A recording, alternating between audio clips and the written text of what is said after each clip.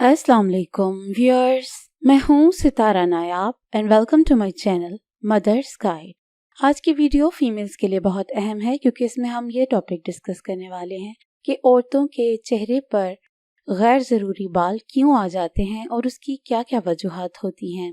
इसी वीडियो में हम उसकी ट्रीटमेंट भी बताने वाले हैं, इसलिए वीडियो को आखिर तक देखिए। वीडियो को आगे बढ़ाने से पहले आपको ये जानने की ज़रूरत है कि अनएक्सेसिव हेयर्स क्या होते हैं। हम मैमल्स हैं और मैमल्स के जिस्म के ऊपर बाल का होना एक लाजमी अंसर है, लेकिन कुछ औरतों के जिस्म पर गैर ज़रूरी बाल पैदा हो जाते हैं जो कि तादाद में ज़्यादा होते हैं और उनका जो टेक्सचर है वो खुरदरा और गहरा काला होता है, जैसे कि मर्दाना वजाहत रखता है। और इसके अलावा कुछ औरतों की आवाज़ भी भारी हो जाती है और काफ़ी कॉम्प्लिकेशंस पैदा हो जाती हैं, जिससे उनके घर बच्चा पैदा होने में प्रॉब्लम होती है। अब जब हमें मालूम हो चुका है कि एक्सेसिव हेयर्स क्या होते हैं, तो अब हम ये जानने की कोशिश करेंगे कि क्यों औरतों के साथ ऐसा होता है। तो इसका रीजन एक हार्मोन होता है जो औरतों में कम मिकदार में पाया जाता है और आदमियों में ज्यादा मिकदार में पाया जाता है। इसका नाम एंड्रोजन्स होता है, या इसमें एक और हार्मोन मौजूद होता है जिसको टेस्टोस्टेरोन कहते हैं। जिन औरतों में एंड्रोजन का लेवल बढ़ जाता है तो उनके अंदर कुछ प्रॉपर्टीज मेल्स वाली आ जाती हैं, जैसे कि मोटे बाल, ज्यादा मिकदार में बाल, आवाज का भारीपन वगैरह। तो इसकी जिम्मेदार ज्यादातर एंड्रोजन होता है।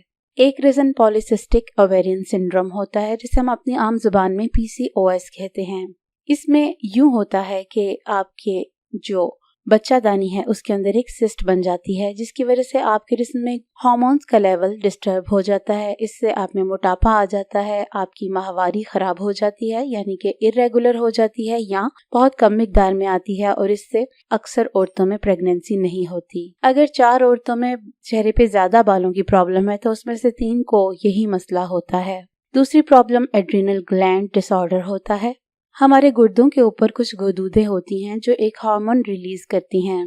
उस हार्मोन को रिलीज करने के लिए एक एंजाइम की जरूरत होती है। अगर कुछ लोग ऐसे पैदा हो जाएं जिनके अंदर वो एंजाइम नहीं हो, तो इस तरह की कॉम्प्लिकेशन के साथ बॉडी में हार्मोन्स का लेवल डिस्टर्ब हो जाता है, जिसमें एंड्रोजन की जो मिकदार है वो भी डिस्टर्ब हो जाती है और औरतों को गैर जरूरी बाल पैदा हो जाते हैं। इसके अलावा अगर कुछ औरतें ऐसी दवाइयाँ खाती हैं तो उनके साइड इफेक्ट के तौर पे भी चेहरे पर गैर जरूरी बाल नुमाया हो जाते हैं। इन दवाइयों में मोनोऑक्सीडाइल, एनाबॉलिक स्टीरॉयड, टेस्टोस्टेरोन और साइक्लोस्पोरिन शामिल हैं। हिरसुटिज्म को डायग्नोज करना पहले सबसे ज्यादा जरूरी होता है। जब डॉक्टर आपके ब्लड का टेस्ट लेते हैं और ये देखते हैं कि आपके जिस्म में हार्मोन्स की कितनी कमी है या ज्यादती है और आप डायबिटिक तो नहीं है। इसके अलावा वो आपकी ओवरीज का अल्ट्रासाउंड या MRI स्कैन करते हैं और देखते हैं कि कहीं आपको एड्रिनल ग्लैंड का मसला तो नहीं है या आपके अंदर PCOS का मसला तो नहीं है। इसके बाद ट्रीटमेंट की तरफ आते हैं। पहला सबसे अहम और सबसे कॉमन मेथड बैलेंस्ड हार्मोन्स का इलाज होता है। अगर आपके हार्मोन्स का लेवल मतलूबा मिकदार से कम हो या ज्यादा हो तो उसको नॉर्मल लेवल पे लाना बहुत जरूरी होता है। उसके लिए आपको हार्मोन के मैनेजमेंट के मेडिसिन दी जाती हैं, जिससे आपके एंड्रोजन को कंट्रोल किया जाता है। इसके अलावा आपके अंदर जो हार्मोन मौजूद होते हैं फीमेल्स की प्रोडक्टिविटी के हिसाब से, तो वो भी आपके लिए जरूरत है, जैसे कि प्रोजेस्टेरॉन और एस्ट्रोजन। अगर ये ठीक ना हो तो आपके चेहरे पर बाल आ जाते हैं, आपके अंदर मोटापा आ जाता है, PCOS हो जाता है।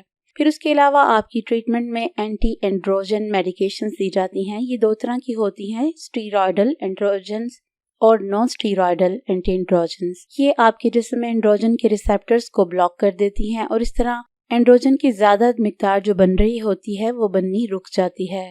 इसके बाद आपको कुछ क्रीम दी जाती हैं जिसके अंदर एफ्लोरनाइथिन होती है। इससे आपके बालों की ग्रोथ कम हो जाती है और स्लो हो जाती है। इससे आपको काफी अफाका होता है। इसके बाद कुछ नॉन मेडिकल तरीके शामिल हैं जिससे औरतें अपने चेहरे के गैर जरूरी बाल उतार लेती हैं। इन मेथड्स में सबसे पहले आ जाता है शेविंग।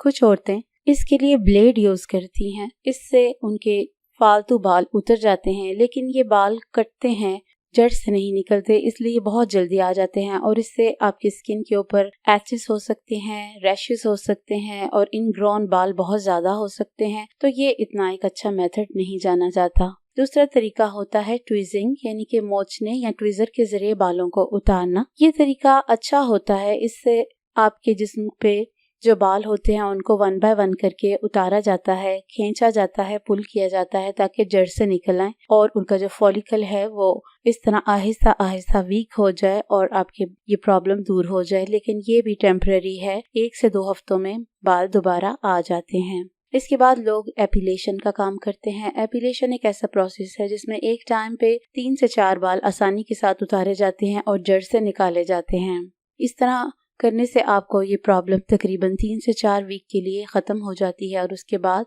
फिर से बाल आते हैं।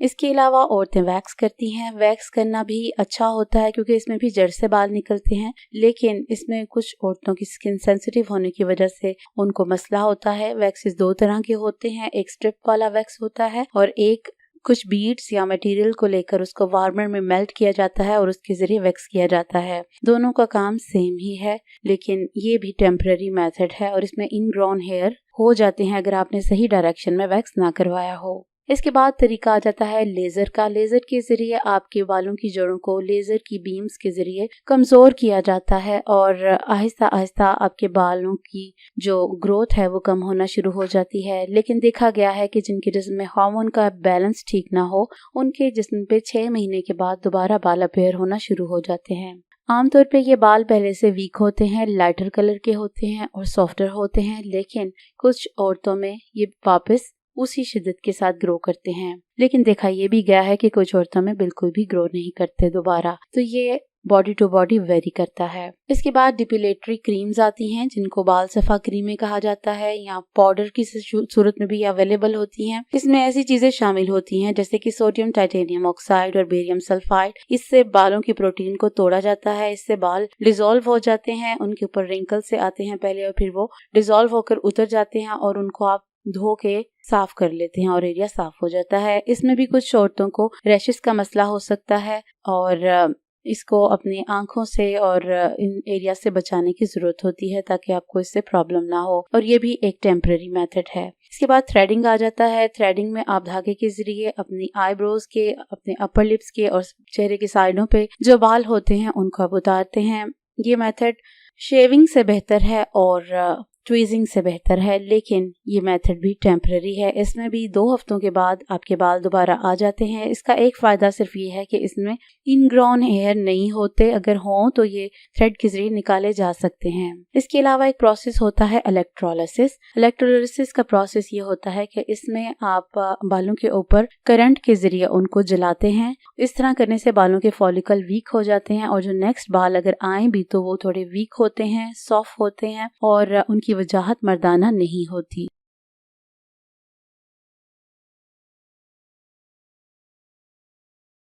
Chinese Herbal Glow. Get permanent, spotless, young, brighter, fresh and tightened skin. Equally useful for males and females. Gift for pregnant women. Miracle for teenagers. Mix in milk and apply for 30 minutes to let it dry. Remove mask by doing circular massage with wet hands. Remove and lighten acne, pimples, blackheads, whitehead, dry patches, wrinkles, black circles and fine lines. 100 rupees for each sachet. Delivery free on buying 5 sachets. Book your order now. 0311-402-1069. इन सब methods के अलावा एक method ये होता है जिनको हम घरेलू टोटके या होम रेमेडीज कहते हैं। इसमें बहुत सारे लोग बहुत चीजें बताते हैं, लेकिन जो बहुत ज्यादा ऑथेंटिक और ऐसा तरीका है जिसको बहुत से लोगों ने आजमाया है वो ये है कि आपने एक बाउल में थोड़ा सा मैदा लेना है और उसमें आपने 1 चुटकी हल्दी को डालना है और उसमें आपने 2 से 3 चम्मच दूध डाल के उसको एक थिक सी पेस्ट बना लेनी है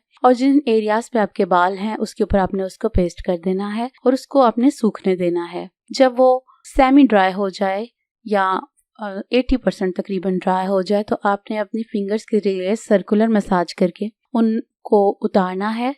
आपने जो जमा हुआ मैदा है उसको उतारेंगे, उसकी वजह से आपके बाल जड़ों से निकलकर चेहरा साफ हो जाएगा और इस तरीके से जो बाल हैं वो बाद में लेट आते हैं, वीक होते हैं और काफी हद तक चेहरा साफ हो जाता है। इसके बाद आपने ये भी करना है कि आप किसी भी ऑयल के अंदर, खासतौर पे अगर घर में आपके सरसों का तेल मौजूद है तो उसमें आप थोड़ी सी फटकरी डालकर जिन एरिया से बाल उतर गए हों उसके ऊपर लगा लें तो आपके बालों की ग्रोथ रुक जाती है और नेक्स्ट टाइम आपका चेहरा पहले से बेहतर होता है। اگر آپ نے ویکس بھی کیا ہو یا تھریڈنگ یا آپ نے اپر لپس وغیرہ کرائے ہوں تو اس کے بعد بھی آپ کسی آئل کے اندر تھوڑا سا پھٹکری کو ایڈ کیجئے اور اس کے اوپر لگا لیجئے. اس سے آپ کی بالوں کے جو فولیکلز ہوتے ہیں وہ ویک ہو جاتے ہیں اور آپ کے بالوں کا مسئلہ حل ہو جاتا ہے.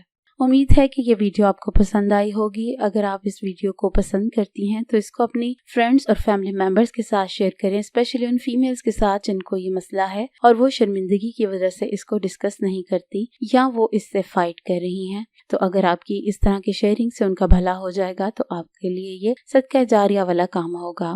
اگر آپ کو ویڈیو پسند آتی ہے تو چینل کو سبسکرائب کیجئے، شیئر کیجئے اور اپنا بہت سا خیال رکھیے. Take care. اللہ حافظ.